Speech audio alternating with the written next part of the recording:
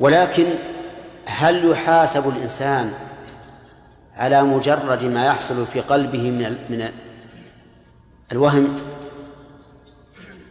أو لا بد من حركة؟ الجواب لا بد من حركة، مو حركة ظاهرة، حركة في القلب أي ميل وهم. أما مجرد ما يخطر على الإنسان أو يحدث به نفسه فإنه لا يكتب عليه، لا يكتب عليه ولا له أيضا، اللهم إلا أن يكتب له إذا لحسن نيته حيث فكر أن يعمل عملا صالحا. وأظنكم تعرفون الفرق بين الحديث النفس وبين الهم. أولا، هل هناك فرق بين حديث النفس والهم؟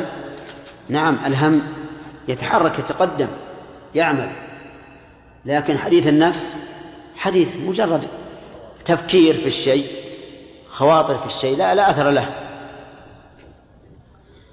أفهمتم الآن؟ ولهذا ثبت عن النبي عليه الصلاة والسلام أنه قال إن الله تجاوز عن أمتي ما حدثت به أنفسها ما لم تعمل أو تتكلم، ما لم تعمل أو تتكلم.